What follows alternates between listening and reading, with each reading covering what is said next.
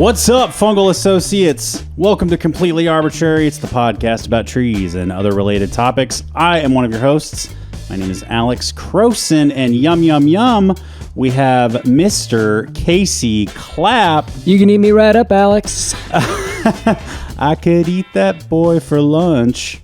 Oh, yeah. That's that new song by the artist. Billie Eilish. Yeah, Billie Eilish. Yeah, that's a fun right. one. Yeah, except I believe in the song she talks about girls. Well, sure, but I was modifying it for the context. And so that we don't get sued by Billie Eilish. That's right. Or Finnegan. Finnegan, yes, her famous producer and brother, yeah. Finnegan. Is that? No, Phineas. Damn it. Casey, I say yum because today is the first episode of a series that I'm extremely excited about. Yeah. And last time we did it, I had such a ball. Mm-hmm. And this time, I think we're going to have a couple, maybe, of balls. Yeah. And that is plant-based diet, and this is part 2. I love that so much. A pun straight out of Doughboys, probably. Hey, you know what? I'm going to say, no, we did that ourselves. Yeah, that's right. Mm-hmm. Doughboys, never heard of them. Nope, not me. Not once. That's right. But for the next month, we're going to cover 4 trees that give us food. Some kind of thing that is edible. Yes. Well, kind of, but yes. Yeah, 100%. I'm very excited. Mm-hmm. Now, before we get started, Alex, I have 2 things that I want to say. Yeah. The first is you might have heard a commercial play just before this. Mm-hmm. If you didn't, because you skipped over it, which is fine, we're having a sale. Go back and listen to it. Yeah, go back and listen to it. It's beautiful. There's good music on it. It's edited brilliantly. You've been getting this podcast free for 3 years. Yeah, what are you, ungrateful? Exactly. So now get it for just 20% off on our store. Uh-huh. We have a merch sale going on right now. It's going through the end of this month, which is July of 2024. Today is the 16th as we record this, which means you still have a half a month left. That's right, Casey. We've got a couple things going on. We have, of course, our T-shirt sale. Yes. Which you can use the code 2SLAPS. That's the number 2, SLAPS, for 20% off all of our T-shirts. And for each T-shirt you get, Casey's going to slip in a little something. Yeah, that's right. 2 free cone stickers that are usually for our Treemium members only. Yeah, it's kind of to whet your appetite. So when you get 2 stickers, it's kind of like, well, now I need to get them all. And of course, Casey, we've got totes. We also have totes, everybody. Tell us about the totes. Well, so we ended up getting some totes, and we said, you know what? Let's just dip our toe in. We only got 50. We sold out in like 30 seconds. It was crazy, actually. Yeah, people love them. It wasn't 30 seconds, but people swiped them up. They did, yeah. They swiped them up because they're awesome. They're black totes, and these ones are, I guess, I don't know how big they are. 2 gallon? I don't know. This is a classic 2-gallon tote. The classic 2-gallon tote. The kind you might find in Texas. Exactly. You're holding a 5-gallon hat or whatever. 10-gallon hat. They're 10-gallon hats. Don't tell me how that math works. Yeah, I don't want to. Let's not get into it. But yeah, they're awesome. They are black, and these ones are a little bit bigger, so now they have actually a small bit at the bottom, so you can actually like stack things rather than the bottom just going straight flat. That's right. It's got like a panel of canvas on the bottom. Yes. So it's a lot better for books or things with board games. Yeah, you can go to the store and you can put some items that are like in boxes in there. Yeah, not a lot, but a few. I will say it's also good for me because it's great for anything with a flat bottom. Yes, and as Alex says in his famous song, "Flat bottom girls make the world go round." I myself am a bit of a flat bottom girl. Casey, that's the news in terms of the business. True. We got a comment a few days ago from one of our episodes. Somebody said, really, guys, the first 10 minutes is one giant advertisement? And it was like you and I sharing exciting things from our life. Well, you know what? Yeah, it is. Yeah, it is. But I will advertise. First, yes, it is. Second, fuck you. Oh, don't, Alex. That's our listener. Regardless, I also have something related to our life, unrelated to the pod, unrelated to anything, and it's not me selling my book, which is coming out in a year, because why would I do that? Right. Well, before you do that, Casey, I told you I had a joke that I came up with. Oh, yeah. This is this is off the rails. Yeah, we're just going. Here's my joke. Yeah, and I just want to gently remind you. Me telling a joke is not an opportunity for you to come up with your own punchline. Okay, thank you. Interrupt the flow of the delivery. Yes, sir. You understand? I think I get it. Yeah, so I'm usually going to try my best. When the joke format is what's a blah blah blah blah, you say, I don't know, Alex. What? You say, yeah, or you something like that. Or you're gonna say what? Okay. Yeah. Perfect. Thank you. Not. Let's see. It could be. I feel like I don't know the answer. Like whenever anyone asks me these things, I'm like, okay, should I try to guess it? Should I try to come up with my own? I don't know. All right. Sorry. Don't try to guess. Okay. Casey. What? What do you? Sorry, Alex. Sorry. Let me try that again. See, I did like that. Casey, what do you call a Frenchman with diarrhea? I don't know, Alex. What? Messy poo poo. Did you just like come up with that? Yeah, that's mine. That's an Alex Crowson original. That's really good. Good job, Alex. I'm really happy that you shared that with us. Now, thank you. What was your story, your tale, Casey? Oh man, I got a fun story. So a week ago, I went camping with Carrie. Yes. My partner. We went out to the Strawberry Mountains in Eastern Oregon. And we went out there for one night. We went up, we went back, and then on our way back to Portland, it just, it was hot. It was hot. It's just hot time. Yeah. Got some air conditioning on. We're living our lives. We then, with our air conditioning it wasn't working very well. In the truck there? In the truck, yeah. Okay, it was in my truck that I drive. And we stay in, and so we, I ended up turning the dial, and like, you could hear that something was getting into, the motor that spins around. Oh boy. And it was just making a little sound, kind of like something fell into it. It's almost like it sounds like a card in the spokes of a bicycle. Exactly. That's perfect. Something rattling in there. It's precisely right. We then drive all the way back over to back to Portland here. So I decided to forget about it. And then over the last, Saturday, Sunday, just turn on my air conditioning, just drive into the next place, had to do something. It's like, it kind of smells bad. Uh-oh. Okay, there's something going on. I got to check no. this out. So I went in and to check my the cabin air filter, see if something, got caught.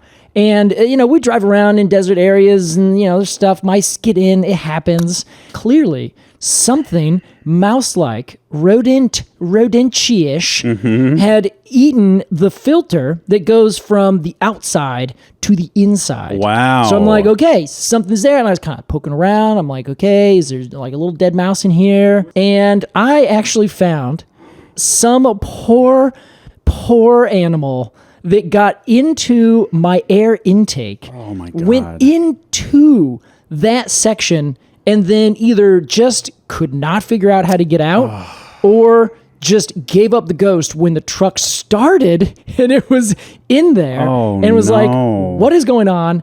And was right up against where this filter is.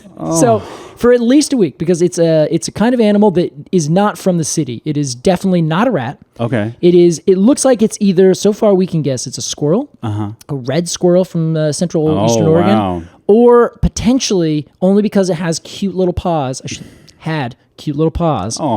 It looks like maybe a marten or something. Oh, wow. So like a little tiny little weasel looking thing. Something? Yeah, exactly. Yeah. But I'm leaning more towards squirrel. It also has a bushy tail, not like really bushy, but at least furry. So it's not like a skinny brat kind of tail. Environmentalist Casey Clapp takes another life. Takes another goddamn life. That sucks. I know. Oh man, it sucked because it has been in there the entire drive for at least a week and a few days in let me just check the record heat that we've had. So inside of an engine. Inside of the engine, which I don't drive very often, so it's just usually sitting, other than when I do drive, 400 miles across the state in the desert. It was actually some of the roughest road I've driven on in quite a while. R.I.P. Red Squirrel. Yeah, that poor thing got roasted, 100% died, and then was eaten almost entirely by maggots. I think I'm done with this story. Yeah, anyway, it was rough. That's what I spent my entire day yesterday figuring out. Good. Because I was like, I cannot just let this linger. That is fucking awful. That is so much worse than I thought it was going to be. I know. I just had to tell the story. I don't want to post the video because it's like, it's fine, but it's not what people expect to see on my Instagram. Yeah, don't do that. Just pull out this poor thing. I will say it is a perfect preamble to, of course, this this food-related episode of Completely Arbortrary. Yeah. Well, anyway, I just need to share. R.I.P. Yeah, thank you for sharing. R.I.P. to that tiny creature. We love you. Sorry. But Casey, we have in maybe what is the most hard pivot we've ever done. We have a tree to talk about today, and that tree, this is exciting, Case. Yeah. That tree is the I'm gonna say this is Sapodilla. All right, okay, that's fair. I don't think that's appropriate, but that's fine. I mean, it sounds kind of like sarsaparilla. I think that's where I'm getting it. I see. Okay, all right, fine. But it is probably the Sapodilla. Yes, it is a tree that is native to Mexico and Central America. Okay, then it's the Sapodilla. Yes, but we also have more to talk about regarding that, so don't worry. And we're going to talk about this Sapodilla, but we must do so after a moment of silence. A moment of silence for the red squirrel. Now, just to be clear, we will be silent. You might hear a couple people trying to sell you something in support of this podcast. Exactly, yeah. So. We will be selling you a Babbel subscription during this moment of silence, but we'll be right back with Plant-Based Diet Part 2 right here on Completely Arbortrary.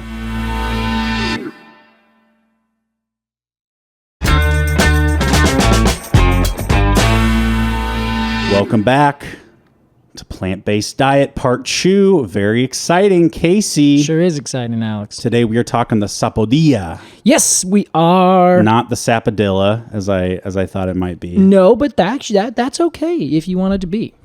Thanks. Is this like a quesadilla filled with sap? Yeah, actually, it's kind of a good one. Yeah, let's say that. Yeah, okay. yeah, sure. Hey, what do you call a Frenchman with diarrhea? Huh?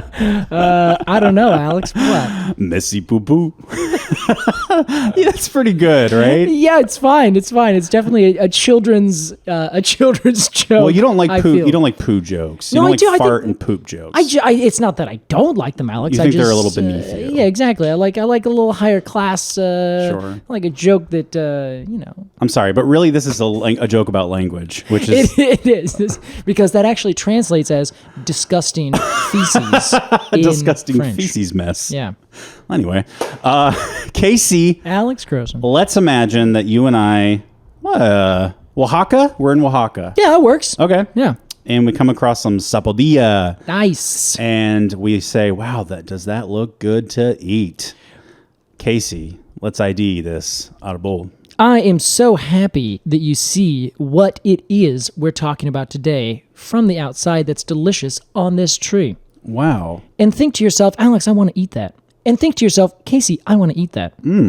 This is the Sapodilla tree. It's called Manilkara zapota. Interesting. What'd you think about that? What'd you think about that? I thought it was... I'm looking at the... it was great. Thank you, Alex. Thank you. Sorry, it was awesome. Just see his partner over here, beady little eyes, waiting for someone to say, you did a good job. You turned into a local for a second. It's a hard scientific name. Manilkara. And then zapota. I would say Manilkara zapota. Okay. Manilkara zapota. Perfect. And Thank zapota you. is very close to zapato, which Yes. is shoe. Is that related? No, it's not related as far as I Okay. can tell. Okay. In fact, so this is a tree that has been cultivated specifically in this area for thousands and thousands of years. So the Mayans and any of the other indigenous people in this area figured a bunch of things out about this tree, cultivated it, and actually got spread all the way through the southeastern United States. So you can find it like in Florida and in the Caribbean, down in Central America and northern South America. Okay. Now, the name comes initially from the Nahuatl word zapotl, which is Tzapotl. Ah, yes. So jam all of those consonants together, and you've said it basically right. Zapotl. So that's where it initially came from. So then the Spanish ended up taking that and called it zapote or zapote. Okay. So then they call this tree the little zapote, which is zapotilla.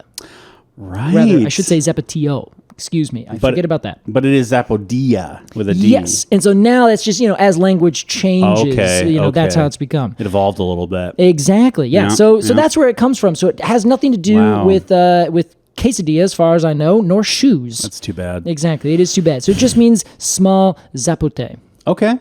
That is the tree we're talking about today now. Can I just say quickly? Please. Is this Papa 2.0? Ooh, it kind of is. This thing, okay, well, obviously I'm drawn toward... You've looked at the fruit. I've looked at the fruit. Mm-hmm. Gentlemen, I'm afraid to say I've looked at the fruit. My God. At least the interior of the fruit looks very similar to a pawpaw. Yes, it really does. Yeah. We got that fleshy kind of, Well, heck, let's just start there. Let's just Okay. do it. It's a rounded fruit that looks, for all intents and purposes, like a kiwi from the outside. interesting. But it's mostly smooth, which is kind of like interesting because it actually has which they call, and this is a term I love, it's called scurf. It's got scurf on the outside. Scurf. Yeah, scurf. Wow. Not to be confused with scarf, which is what you do with this fruit because apparently it tastes like a pear. Wow, that was a radio, Casey. Yeah, is that good? A scurf is the kind of pubescence on the outside. Yeah, but it's less pubescence and more just rough. So like if you feel something, it kind of feels like sandpaper. Yeah, it's more textural. Exactly. That would be scurfy. Oh, scurfy. Yeah. Okay. Which you can cure with a lime. Okay. You're having a little too much fun. I gotta bring it down. You told a joke right off the bat. I told about accidentally burning a small animal to death. No, what a weird episode so I'm far. having so much fun. And the first 10 minutes was all ads. Can we talk about the flesh of this fruit? Yes. So what do you call this? If I had a bowl of them, I'd say, hey, pass me a You would just call it the sapodilla. sapodilla. Yeah, so the name goes by both, but that's kind of a funny thing, is that this fruit, and so the flesh, it's kind of like a yellowish color, kind of light dark brownish, Yeah.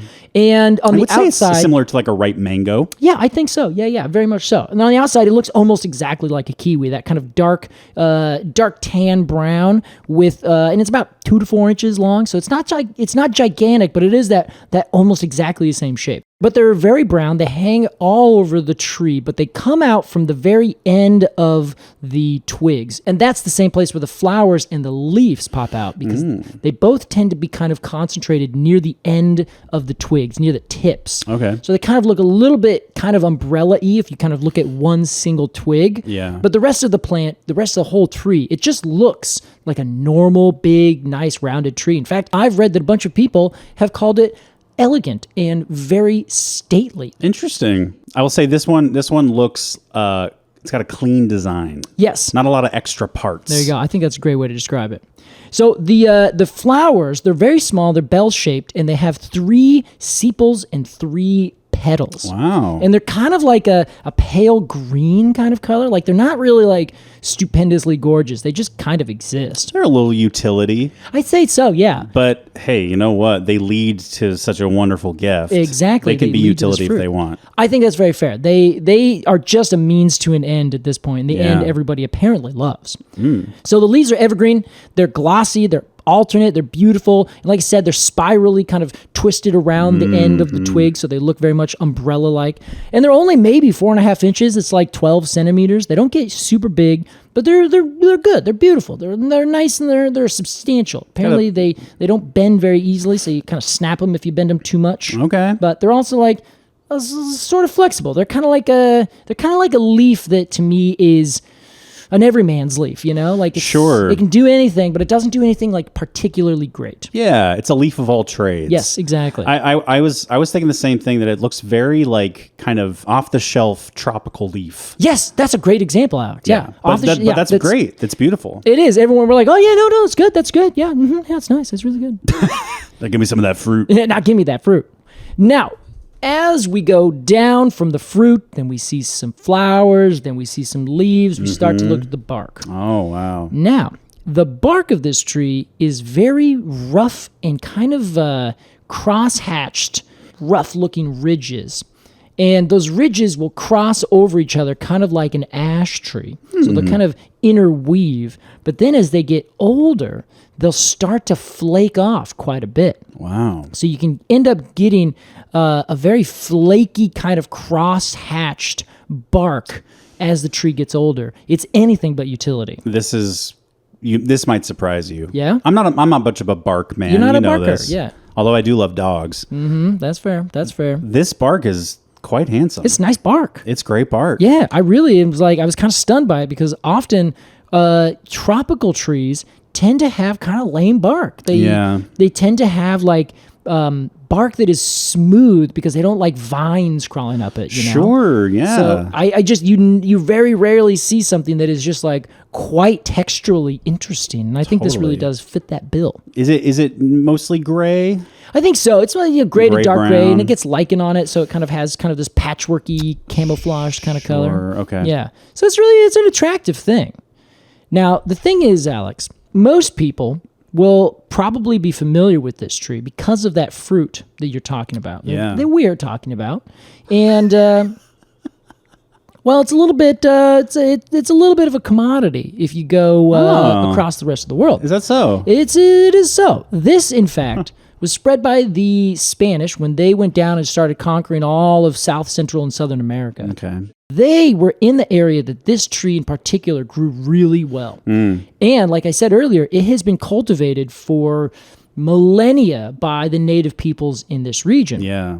Those native peoples, though, cultivated this tree not only for the fruit, but for another entity entirely. Another entity, like a god? No, I guess not really an entity, just for another reason entirely. Coca-Cola Company? Oh my God. Not the Coca-Cola Company. First entity I can think of. Yeah, that's a good entity. So the Spanish took all of these trees and spread them across the rest of their places across the world. And everyone was like, oh my gosh, this is delicious. And they ended up growing it for its fruit. Mostly, which is really curious. So you can actually go find this tree in coastal India. That's where there's huge plantations of it all over the place. You can find it in the Philippines. You can find it in interior valleys of Palestine. Like it grows wherever it's sub or fully tropical enough to where there is just a ridiculous amount of lovely moisture, and you can get these nice, big, beautiful trees. Wow. They, though, are grown very specifically in lower southern Mexico and Belize in Guatemala in big plantations, not for the fruit, but for the sap. The sap, you say? The sap, I say, Alex. It puts the sap in Sapodilla? It sure do. And here's the thing. We're not actually talking about the fruit today, Alex. What? I know. Everyone's sitting here thinking, oh, wow, another really cool tropical fruit. I love when these guys are very clever and they find these interesting trees and tell me all about them. I'm saying that. Sorry. Well, what are we? What is with the sap? Well, the sap, it turns out, is what we call chicle. Wait a minute. And I don't know. I think it's pronounced chicle. Chicle? Is that maybe it? Chicle. Chicle. Yeah. Chicle. I have been pronouncing it chicle this whole time. Oh, Casey. Oh, no, Alex. I really hope you haven't done this in front of any Hispanic people. I'm not with him. No. Now, we use Babbel to be able to say, I'm not with him. Really quickly. Yeah. I know what chicle is because it has to do with my favorite Vine. Oh. Which is this little girl. She's like filming herself, her face, and there's a filter on her face that makes her cheeks look really puffy. Oh, yeah. Okay. I think I've showed you this. I think I've seen this. I show everyone I come in contact with. It's the most adorable thing. And she's chewing gum, and it falls out of her mouth, and she goes, "I'm a chicle." And that's how I know that chicle is chewing gum. Okay, there you go. Yeah. Okay, I'm starting to put the pieces together here. Well, this all is coming around here because the tree that we're talking about today is known historically as the first producer of commercial gum. Wow. And by gum, I don't mean a eucalyptus. I mean chewing gum. The stuff that you put in your mouth when you're busy or you're trying to be cool, you're trying to blow bubbles. I'm so busy. Give me my gum. Give me my gum. Wow. Okay. And this is not gum like rubber. Like I know it was sometimes called rubber, like that we use for manufacturing. It's like gum. Yeah. This is not that. Well, Alex, I'm glad you asked. Oh my God. Because this story I initially came across in the book that I read and I loved to death, and I still will recommend everyone grab it, Around the World in 80 Trees. Yes. You can buy it on our website, which we just updated with 1 trillion other books. So if you think you want to read a book about trees in almost any regard, go to our website and we have it's now, is it an Amazon store, Alex? Yeah, it's an Amazon storefront. Yes. So you use that to see the books that we want. If you choose and then go buy them somewhere else. Exactly. Or buy them there. We'll get a little kickback. It's great fun. So I was reading through this book, and it brought up this tree. It's in Central America in our tour across the world, and I am stunned. I knew about this, Alex. I knew that at some point we used gum from trees, which is essentially their latex sap. Latex sap. Yes. Hubba hubba. I know. And latex is the thing, we have gloves made of latex, right? That comes from the rubber tree. Yeah, gloves. Exactly. So sure. Yeah, so we cut into these trees, and then sap comes out, and we usually call it latex milky sap if it's just kind of this white color. Okay. I know, this is all getting bad, isn't it? It's really going down Alex's worst nightmare. Latex milky sap. So that was the initial place that we would get any kind of thing that we called rubber ever. Wow. Including rubber for our tires. In fact, the rubber for our tires initially was all tree sap, and all that tree sap was then vulcanized, and that is what makes it into the hardish rubber that we have on cars way back in like the late 1800s, early 1900s. Wow. So, but it's really hard to get because you have to grow these trees, then you have to cut into them, just like you're tapping a tree for maple syrup or something like that. Yeah. It's a little different, and I'll explain that. Okay. But it would all get drained, and they would process it, and then you would have rubber. Okay. Wow. Interesting. Now, what we're talking about is not that species. We are talking about the Sapodilla tree. Yes, we are. Sapodilla tree, cultivated for thousands of years, mostly for its fruit, but also for the resin, for the sap that comes out of it. If you hack into it with a sharp blade or a machete or something like that, then it drains down, and then they collect it, and they make it coagulate under a little bit of heat. So they put it on a little bit of fire, and they stir it up, and it kind of coagulates together. Then you can put it into these forms, and then you can just cut it, and you can chew it. And you just go, glop, glop, glop, glop, glop. Okay. And you got yourself chewing gum. Does it behave in similar ways to the chewing gum that you and I know and love today? It does a little bit. Because I'm imagining just a hunk of rubber. Yes, yeah. And you just kind of chew on a hunk of rubber, and then when you take it out of your mouth, it's still a perfectly square chunk of rubber. No. Okay. So it is just one gum base. And let me tell you, Alex. Wow. I didn't even need to go on a rabbit hole because somebody else has already gone on this rabbit hole for me. Oh, good. There is a website called lovingly chewinggumfacts.com. I love the internet sometimes. It's so good. I just went down. It's not like wildly fascinating. It's just... yeah. I mean, it is okay. It is wildly fascinating, but it's not like overdone. It's just done enough. And I think the author of all the articles is a woman. Emma Green is her name. All right, shout out to Emma. This was made for the love of gum. Yes, that's exactly what I think. Yeah. Same thing as like the conifers.com. That's exactly what I thought of. Or .org. Excuse me. Or the Wood database. Yeah. So I ended up just going down and reading a bunch of stuff about this, and there has been some amount of gum chewed from some different species of tree across almost the entire world since time immemorial. Hell yeah. Spruce and birch in North America.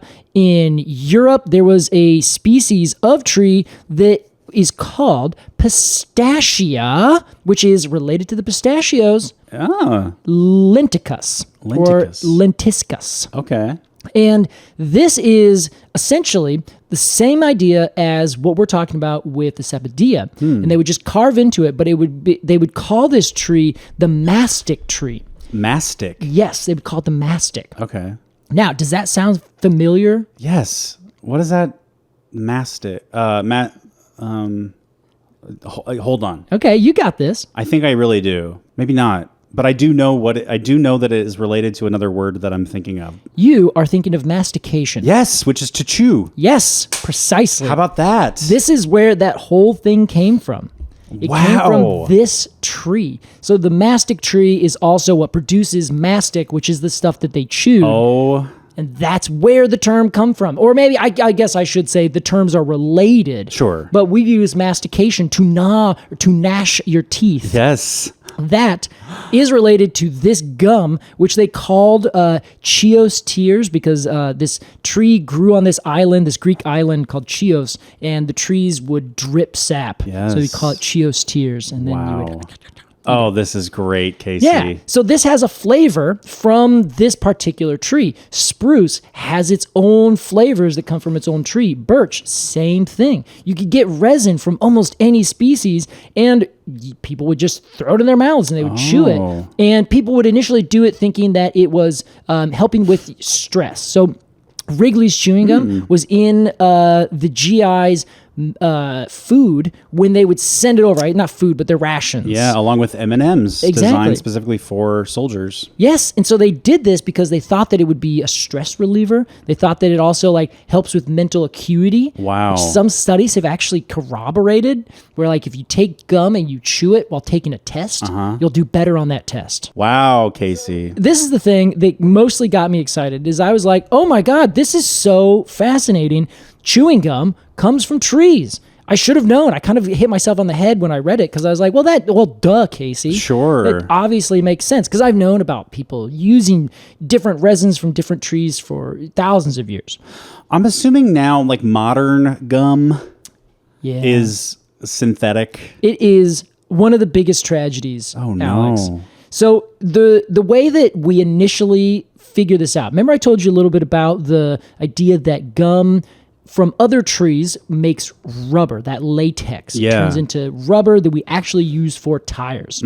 So it turns out that way back when, 1860s, early 1860s, one of the head folks from Mexico, it was Antonio Lopez de Santa Anna, visited New York and brought chicle, which is from, Mexico. So it's kind of like this thing. And so brought it over and they said, hey, we want you to try to turn this into rubber. And gave it to this guy who his name is Thomas Adams. Thomas Adams could not figure out how to make a really good rubber with this because that was the big thing is that they were like, great, we're making tires. We need rubber for our big machines. What about this other tree? Could this one work? They could not figure out how to make it work. It's just got a different chemical composition. But he figured out how to make chewing gum and made the first chewing gum company in the United States, Adams New York Chewing Gum, which was then followed by Blackjack. Which is then followed by something you may know, Chiclets. How about that? Exactly. Wow. He then worked with one William Wrigley Jr. Wow. You may recognize from Wrigley's Chewing Gum. And the field. And is it the same field. Wrigley? Yes, it is. Technically, it's was. a stadium, I should say. The field might actually be a different name. Oh, okay. Yeah, did you know that, Alex? They routinely will name a field something different than the stadium that houses the field. That's fucking interesting, man. Yeah, I thought you'd think so, dude. Wow, fascinating. Okay. Yes, so they initially did this from chicle, from this substance that they would get, and they would use that same process in the areas where it was grown. They would boil it and they'd turn it into this coagulated kind of brick. Then they would send that brick over and then they would kind of remanufacture it with some sugars and other flavors and other things like that. And they would start adding in different kind of emulsifiers, different bases, because what the substance is when it comes out of the tree is kind of like this water with other different bits kind of suspended in it. Okay. So you have to emulsify it. Yes, to bring it together. Precisely. Yeah, like a mayonnaise. Yeah, it's exactly. This is essentially the mayonnaise of trees. That's all. That's emulsification. Emulsification. I always think of mayonnaise. Yeah, it's exactly right. I always think of making a dressing. A vinaigrette. Yes, sure. exactly. Yeah. What happened is they would do this, and then they would sell it, and then they would have delicious gum. Wow.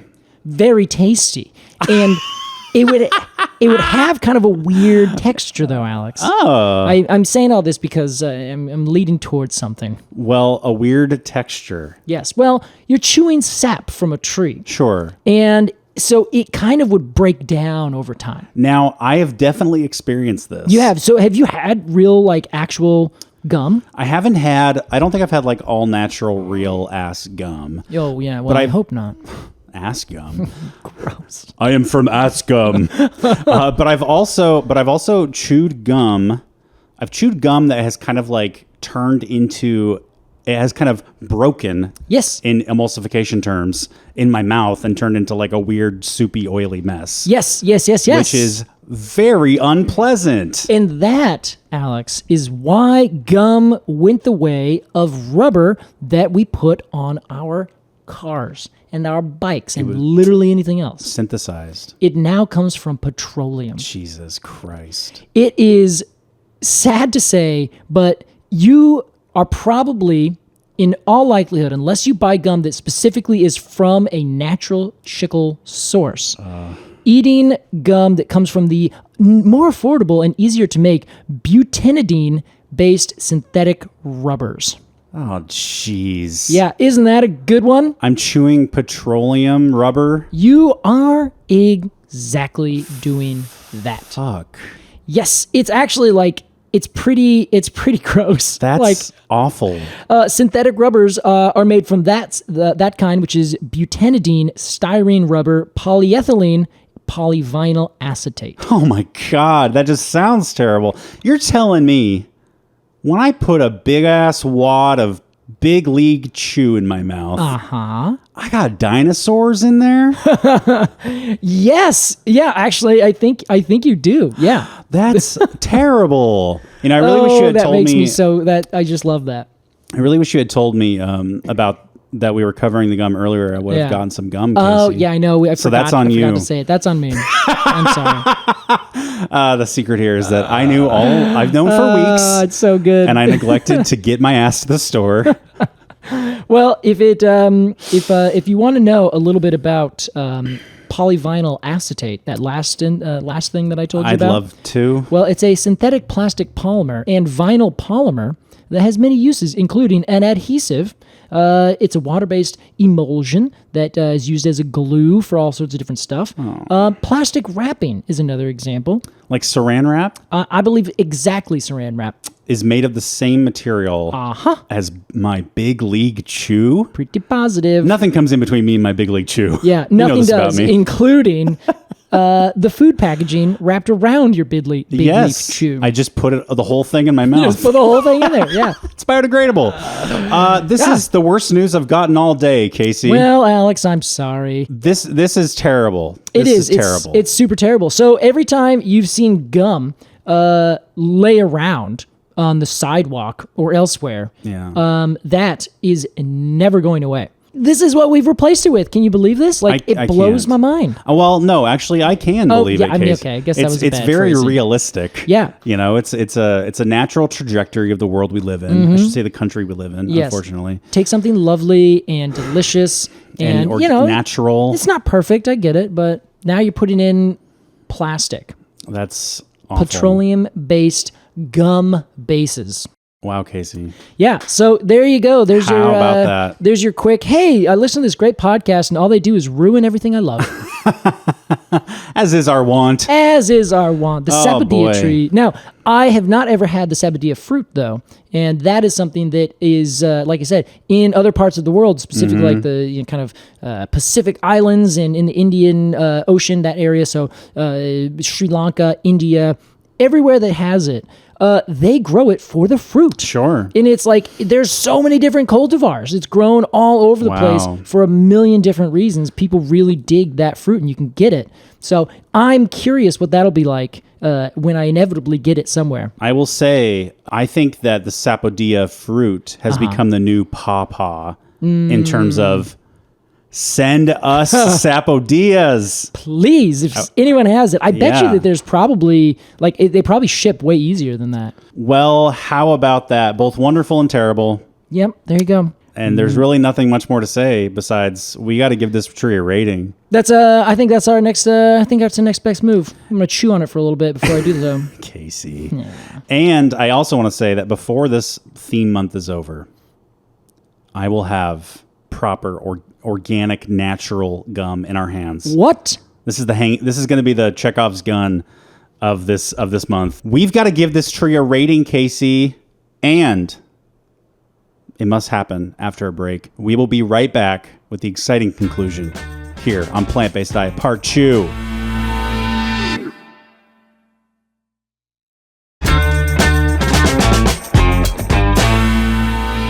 Welcome back to Completely Arbortrary Plant-Based Diet Part 2. That was our discussion about the Sapodilla, but more broadly about gum. Chewing gum. Chewing gum. Ugh, jeez. Casey, it's time for our review. Let's do it. Here's how it works. We're going to give some final thoughts and then give it a rating of 0 to 10 golden poems of honor. I think we should give this one scruffy round fruit. I think that's a great idea. Casey, as a resident expert, we'll begin with you. As a resident expert on scruffy brown fruit. All right. Well, so this tree, from everything I can tell, is a real delight. And it's one of those trees where whenever I start to look these things up, I see them and I research them and I look at them and I love learning about new exotic trees from across the world. Yeah. So this is it's a really interesting tree because it makes like really curious, cool looking fruit that I dig. And I think I would really like to try it one more time. Just, send us some if you have it.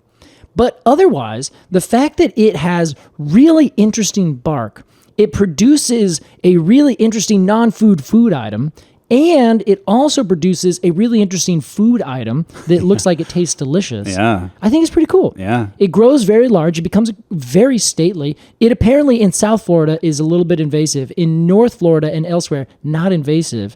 I don't believe we can grow it up here because I think it's just far too cold. Sure. But I think that I'm going to give this tree a straight down the middle 7.0. Wow. 7.0. As a tree that just kind of does some cool stuff and is one of the tropical trees that has extraordinary bark, which I dig. A great score, Case. There you go. A little low. Hey, you know what? I gotta say. I also don't chew gum. So, I just think it's interesting that we did it from this thing. So, yeah. Suddenly, Casey is all about... is not about giving the tree a rating as a tree, but about what it can give us. Yeah, you're starting to sound a little too much like me. Okay. Yeah. All right. Fine. Sorry. All right, Alex is our resident expert. Why don't you tell us what you think? Here we go. The Sapodilla has a lot going for it. For me, it's almost like it's a great choice for a tree, Casey. Thank you. Because here's my reasoning. It gives us not one delicious thing to chew on and eat, but two. And technically, I think we can eat that and not actually cause ourselves too much trouble. Sure, yeah, Not why supposed not? to eat gum. Why? Because, it's just oil. It's oil. It's just plastic. It's dinosaurs in your mouth. So that's fantastic. The bark, great. I love, it's nice that it's like, it's not utility when you expect utility. Exactly. The flowers, completely utility. I'm writing them off. Wow. That's a net wash. But they have 3 petals I don't give and a shit. 3 sepals. I don't care. Jeez. I love that they look like pawpaws. And I mean that because when you cut one of these open, the seeds themselves look identical to a pawpaw seed. They do, yeah. And they're in the same sort of formation. Yeah, they're like right in the middle. Yeah. Yep. Also, I love the story you told. I mean, I have to take any sort of like... a man from Mexico brought this sap to big industry in New York City. Yeah. And they made Wrigley chewing. And I'm like, what happened to the guy from Mexico? Did he get paid for this? Oh, surely. I think one thing I read said he was an old general. The other said he's the president. Oh, so okay. I believe that was... yes, he probably certainly got paid for it because I think it was kind of like, hey, would you guys buy this and we can export it to you? Gotcha. I think that's what so it's more like a situation trade kind of deal, not like I discovered something and they were like, hey, thanks, see ya. No. Close the door on him. And I think he was hoping to develop their industry in Mexico because they like I said, they've been using it for thousands of years. So I think now once the Spanish took over, the Spanish were like, okay, how can we make money from this? Gotcha. So, nothing's ever going to be good with capitalism involved, but at the end of the day, I think that was their goal. Okay. It gets a pass. Okay. Yeah, what a fascinating story. And hey, good looking tree to boot. It's a good looking tree. So I'm going to give this actually an 8.5 golden poems of honor. 8.5 golden poems of honor. I want to temper my score because we have 3 more yummy trees to go. Yeah, well, I mean, who knows if they're actually yummy. Well, that was our discussion of the Sapodilla. We hope you enjoyed it. And Casey, it's time for, I would say, a gum-based game. What? A gummy game? Kind of. This is Family Tree.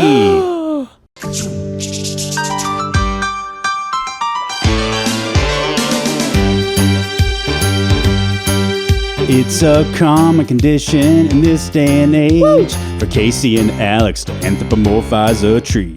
Is it Zeus of Olympus or Saruman? Some people say it's even Admiral Thrawn. Deep cut. You know there must be some kind of rules to this silly game. But all we can see is an opportunity for a segment on Completely Arbortrary. Maybe Jean-Luc Picard is an elm of some kind. And the kid from Up is a ponderosa pine. There's room for use, mahoganies. There's room for the hosts to disagree. It's a podcast game called The Family Tree.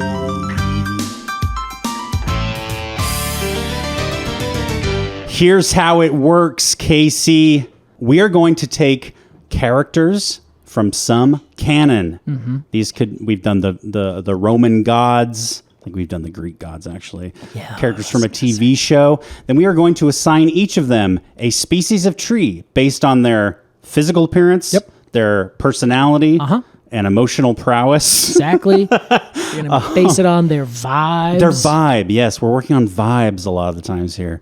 And this is the family tree. And today, because we talked about gum, we are going to assign trees to the naughty children in Willy Wonka's factory. Who famously made gum. That's right, Kate. I didn't even put that together. A lot of people don't. A lot of people don't put that together. Yeah, what was his gum called? Yeah, it was the blueberry gum, wasn't it? That yes, that's what's right. Your name turned into? That's I don't right. know. You're the character guy over here. Well, hey, get off my fucking back. All right. This game's over. I'm leaving. Yes, there was a little gum, this big elaborate machine that made a little thing of gum. He said, "It's not ready for consumption yet, little girl," and she said, "I don't give a fuck. I'm gonna do it." I'm a spoiled brat. Yeah. And that's the whole point of the song that they're about to sing about me. Exactly. Then he tried to pay. Dad tried to pay him off. That's right. What's the big idea here, Wonka? Yeah. What's the big idea here? Violet, you're turning violet, Anyway, Casey. Well, let's start with the girl herself, Violet Beauregard. Well, she doesn't listen. I don't think a lot of kids listen to their parents. That's sort of a theme. And Violet also loves gum. She's a record holder for gum chewed the longest. Yeah. And I think she's ambitious, and she doesn't care to listen. She just wants to try it. She just give me that gum. Yeah, and she's also blue. You know? Oh, I see. Yeah, she wears the color blue. Yes. Okay. So obviously she's blue, and she's got all these different character traits that are a little bit unbecoming. You know, you're almost like, oh, come on, you got to be a little bit more kind. Yeah, listen, a little more modest, maybe. I kind of feel like this is going to be an invasive species. For sure. The ambition is a big one. Yeah, exactly. Yeah, that's my big thought. But I'm also drawn to think of an invasive species that has a blue fruit. Oh, wow. But blue fruited invasive trees, at least in our region that I can think of, I cannot think of one off the top of my head. There aren't a lot of blue things, blue foods in nature. Yeah, exactly. And there are some trees, at least in our area, that have blue fruit. One great example is the Chionanthus, which is the fringe tree, the Japanese fringe tree. It's had beautiful blue fruit. And then also the Nyssa sylvatica. Of course. But I've never quite thought of Nyssa sylvatica as an invasive species, and I don't think it is. But it does grow in swamps. Oh, wow. So the blue fruit that grows in swamps that to me feels a little bit like, you're just swampy. I think Drain the Swamp includes Violet Beauregard. Yeah, does it? Okay. If she survived the ordeal, she probably grew up to be a politician. She probably did. And you know what? I think she did, because I don't believe that any of these children lost their lives. I think they were just they had to be, I don't know, somehow decommissioned or decompressed or something from the Oompa Loompas. I think OSHA swept in. Yeah. So what is this? The Chiathanthus? Chiananthus. Chiananthus? Yeah, Chiananthus retussus is the scientific name. Okay. And that's the Chinese fringe tree. Great. Beautiful flowers. Again, it's not very invasive here, so I can't just think of a good invasive species off the top of my head. Well, I think also violet maybe was a bad choice because she doesn't have like a very super clear personality trait or defect, Yeah. Like all the other kids are very like, this is their thing. And Violet's like, I chew bubble gum. You're like, oh, what is that? Yeah, she chews bubblegum, and she's a little entitled, I think. Entitled, and I think she's also, I'm now remembering, this mess. I'm also remembering that she's like, I stole the, in the beginning when they have like news, news station thing. Yeah. She's like, I stole a record from my best friend Cornelia. Hi, sweetie, how you doing? She's like very smug, Yeah. But yeah, you know what I think, Casey? I think we roll her away and move on to the next kid. All right, that's fair. Put a pin in it. Yep. But don't pop her. She's full of juice. Exactly. She's going to spray everywhere. All right, Casey, let's move on. How about we move on to the German boy himself, Augustus Gloop. Okay. Remember when the news reporter asks him after he wins the ticket, says, how are you feeling? And Augustus goes, hungry! Yeah, he's a hungry guy, isn't he? Also, the actor who played Augustus Gloop and the mother of Augustus Gloop, Miss Gloop, both German, and neither of them spoke English, so they had no idea what they were saying. They were just performing their lines phonetically. Really? Yes. That is amazing. Yep. And most of I know a lot about the production of this movie. Yeah, you're like not even, you're telling all this without looking up a single thing right now. And I'm like, remind me what this guy looks like. If you're interested in filmmaking at all out there, look into the production of the original Willy Wonka with Gene Wilder. It's crazy. Really? Okay. Yeah. All right. Wild ride. Yes. So Augustus Gloop, he loves to eat. He's classic gluttony. Yeah. And of course, in monkey paw fashion, he is given the gift of a chocolate river, and he fucking falls in. Yeah. So what do you think, Case? A very greedy, gluttonous tree that maybe is a little more. I'm not about to body shame this child. Body shame the fictional child or the actor. Exactly. Maybe a little bit heavier, a little more rotund. Yeah. What do you think? Baobab? Of course. I think it's a baobab. Oh, 100%. Yeah. So because they're huge, and there's a bunch of other species that do this, that like have a stem that, I don't know if you can quite call them trees, but like a lot of weird cactus things do this. They retain water. Exactly, and they get really big bulbous bases. Yeah. And then they have these little tiny like bloop at the top. Totally, yeah. So I think it's going to be one of those. But the one that I can think of off the top of my head that is a tree, definitely a baobab. Okay, are there any of those kinds of plants or trees that grow in Northern Europe, say Germany? Say in Germany. Or Austria? Or Switzerland? Not really. Okay, I'll go with baobab. Okay. As long as we can imagine a baobab wearing lederhosen. I think we can. Thank you. So. And also, it has like smooth bark, right? Yes, so like a tight sausage exactly. full of meat. Okay, that's right? That's 100% what I was thinking. No, it's just the classic, like, and again, this is the whole point of his character, is to be like a little chubby kid. I know. But in order to be a little chubby kid, you cannot have a single bit of hair on your face. Right. So he's just like perfectly round, chubby little smooth cheeks. Little cherub boy. Yeah, it just makes me, little cherub. It just makes me think of a baobab wearing lederhosen. Yeah. It's been polished with two little rosy cheeks on the side. Polished. Casey, let's move on. I think the boy himself. Oh, Charlie. The golden child. Charlie Bucket, I presume.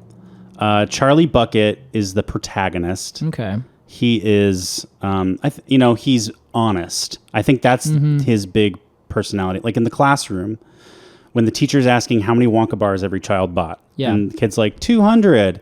Another kid's like, 50. Charlie says 2. And the teacher makes fun of him in front of the entire class. Just awful, and calls him poor in front of everyone. Right. Charlie could have lied, but he didn't. He could have. Exactly. I agree with that. And in the end, he gave back the everlasting gobstopper. He said, "This is yours." Yeah. What a sweet little kid. What a sweetheart. He deserved to win. He's a hemlock.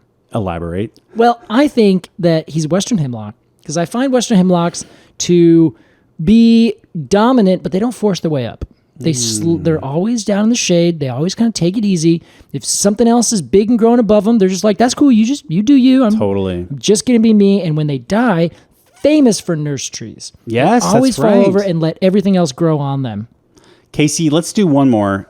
Okay. And I know that we said we were gonna use the children here. Yes. But I think we should also talk about Willy Wonka himself. You want to talk about Willy Wonka William himself? H. Wonka. Willy Wonka, yes. Now, Willy Wonka is secretive. Yes. He's a genius. Yes. He's innovative. Uh-huh. He doesn't settle.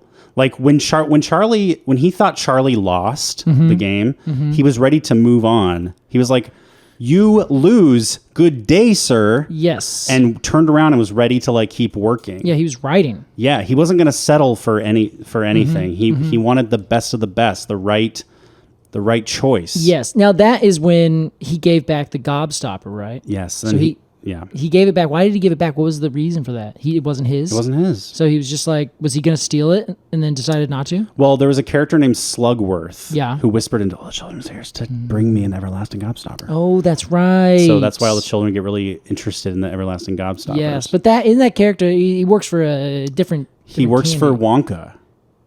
Oh, Wonka planted him to test the will of these children. really? Yes. No. Yeah. Maybe in the books it's different, but at least in the movie it's like... Actually, I don't think... Sorry, now I'll edit all this out. But I don't think that character was in the books because he was an invention for the movie. And I remember the director saying, we shot a scene. He was like, we need an antagonist. We have no antagonist. I see. So we shot a scene of this guy whispering something into one of the kids' ears. We didn't know what he was saying, but we all thought, we'll figure it out later. And then later came, and they were like, oh, shit, we have to, like, What are we going to do? pay this off. Oh, I see. Okay. Have him be an associate of Willy Wonka to test the children. Classic Willy. But yeah, what do you think about Willy, Case? He's also very fanciful. Yes, he is. That's the thing that I think like first jumps out at me is like And the colors. one more thing. Yeah. He has hopefully on staff Yeah. employees of his company. I hope they're not enslaved. Yeah, I don't think so. I feel like it's one of those things where they preferred to be out there and he's taking good care of them. Okay. Yeah, so he's got this army of little Oompa Loomps. Yeah. Little orange men with green hair who make his chocolate for him. Yep. So the first thing that comes to my mind. That's got to be a symbiotic relationship. Exactly. I'm thinking ants. Yeah, It's of not course because you we are. just did an ant, because I'm actually thinking the trumpet tree. Wow. Because the trumpet tree was it's a big tree, it's a fancy tree, it grows in the tropics, it's got beautiful things about it, and it also has a bunch of ants that work in and around it. Casey, What do you think? I think it's perfect. You do? Yes. Oh, I was really expecting you to give me some bad answer or bad news there. I want to go a little bit more on the nose, though, Okay, and just okay. say the cacao tree. Oh, that is obvious. I'm an idiot. No. You're thinking outside the box. You're being Okay. creative, and I'm not. Oh, wow. Hey, you know what? You can go creative two different ways. You can go around the box. You can go straight through the box. With brute force. All right, that was Family Tree, Willy Wonka Wow. style. We hope you enjoyed it. Casey, it's time for our Completely Arbitrary AMA. We've got an exciting one here, but it's a little scary. All right, yeah, what do we got? I had a hard time reading this because it was frightening. A little too spooky for you? It frightened me out of my whisk. Your whisk. Jade Walker writes, Hi, Jade. How you doing? I recently traveled to Alaska and the Kenai Peninsula, and I saw some ghost forests. Oh, yeah. Now, here's the tale. They were formed during the 1964 earthquake when the land dropped and the water from the ocean poured in. Yes, I've heard about this, where there was an earthquake and the land dropped between 5 and 9 feet. Oh, off the top of his head, he says. Interesting. They explained that the salt water got in the cells of the trees and exploded them, leaving the tree virtually petrified. Whew. Rock on. Some people also use the word pickled. That's fun. But the wood is very heavy and stone-like. Can you explain Yeah. how the hell this happens? This is so good. So, great question. Pickled tree. They're a little bit, they're not pickled. It happens. Well, Alex, I'm actually listening to a telling of a book on the internet right now called A World History of Salt. Yes. So I learned you actually have to be fermented in order to be pickled, Interesting. not just salted. Salted is just taking something and essentially keeping bacteria away from it and drying it out. So what is going on in this situation is quite interesting, and you'll actually only see it in places that are very, very cold. So you also might have heard recently that they found a wonderful example of Ernest Shackleton's ship, I believe. Beg your pardon. The most on the seas name. Isn't that such a good one? Yeah, it's pretty good. I was sailing with Shackleton. Well, you may also know that he's famous for being like shanghaied, I think in like early 1900s, because his ships got caught while they were exploring Antarctica, I think. Oh, wow. And so their ships ended up getting smashed by sea ice. Shit. They found a ship recently, and it was perfectly preserved, but it's only so because it's in salt water at the bottom of a very cold ocean where shipworms generally don't live. Ah, so they can't eat away at the wood. Exactly. Okay. They are the worms that live in, or some, I say worms, it's just a common name,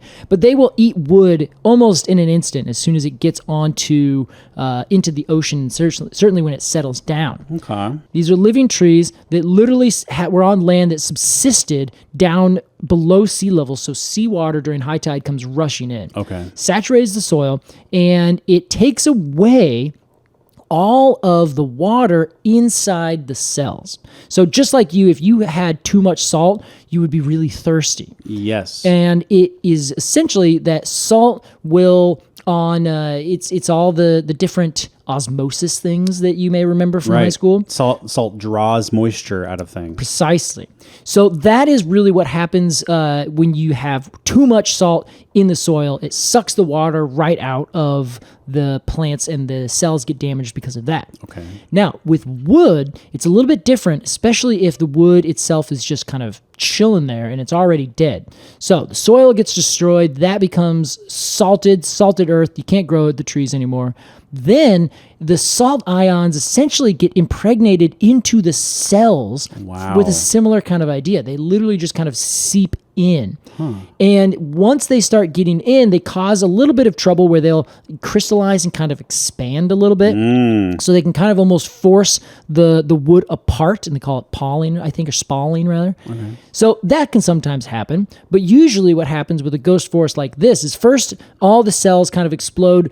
I appreciate that term because you can kind of imagine they get too filled and all their water gets sucked out, and then you have these ice or these salt crystals that kind of start to develop that could literally just puncture the cells themselves. It's dramatic wording. Yeah. In this case, it's very likely that the salt water killed the trees off the bat. Okay. But it doesn't cause a significant amount of decay because if everything is underwater, then there is no oxygen, so you're not going to get normal decay organisms like fungi and bacteria. Sure. So if that isn't there, then usually it's these other organisms that actually bore in and eat the wood, and then all of those trees fall over.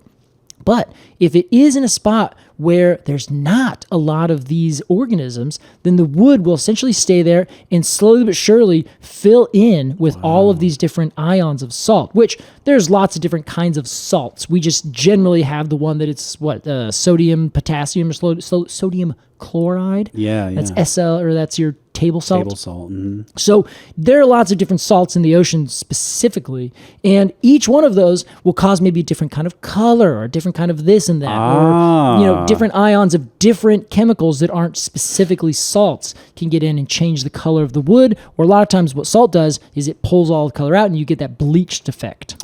So underwater petrification is going to look a lot different from underground petrification. Yes, very likely. Yeah, okay. Precisely.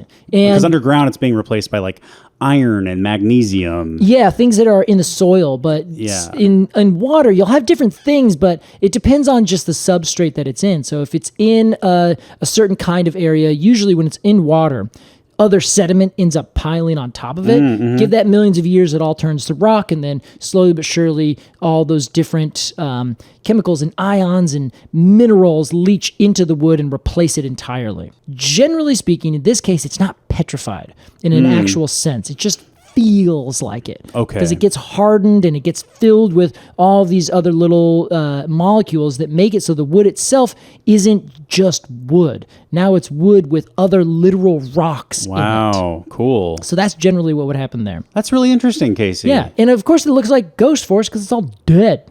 I love That would have been part. my answer. Yeah. Oh, yeah. Just they're all dead like ghosts. Anyway, next question. Thanks, Jade. We appreciate you. We know Jade Walker, right? Yeah. I'm sure we do. Maybe not personally, but we've seen that name for years and years. Yes. Yeah. Long-time listener. And how about this, Casey? If you're a long-time listener and you never supported the pod, let's say you just got a new job and you're like, what can I spend my money on? Yeah. Good question. Spend it on us. I'm just kidding. Consider becoming a Treemium member. Yeah. If you get to the end of your month and you think, wow, I've been listening to a shit ton of Completely Arbortrary. All my friends have abandoned me and I've made new ones. And you want to support the podcast with a few dollars every month and get a lot in return, consider becoming a Treemium member of Completely Arbortrary. That happens at arbitrarypod.supercast.com. There you can sign up for a couple of different things. If you don't feel like signing up for a monthly thing, you just do a yearly subscription. Why not? If you have a friend who likes the show or you want to get into the show, you can gift them a subscription. And of course... Really, if they just like stickers, they don't even need to listen to the show. We got stickers in this. Exactly, Casey. And that's the Cone Club. Every month we find an independent artist and we ask them to illustrate a conifer cone. And we get those printed locally, proudly at Sticker Ninja. And we send them out in envelopes with your address on them, with a little info card. And each one is guaranteed to either be licked by Casey Clapp. I was going to say. Or glue sticked by Alex Crowson. Yeah, this last time was all you, baby. And I'm just so proud of it. I won't shut up about it. So that happens at arbitrarypod.supercast.com. We're so grateful for all of our supporters. We sure are. We've said it before. You quite literally keep the lights on. And thanks very much. Casey Clapp. There we go, Alex Crowson. We've done it. Ironically, or maybe poetically, I'm quite hungry. After all this food talk. Yeah, me too. I also skipped breakfast, which might be it. Alex. But next week, we are back with more food talk. And Casey, we are going to talk about, I'll say this. Okay. It's going to be a very Frozen episode. Ooh. How about that? Frozen and sweet. Tasty. Subtle clues. Okay. Okay. All right. Thank you so much for listening to this first episode of Plant-Based Diet Part 2. Hey, everybody. We'll see you next time. Goodbye. And bon appetit.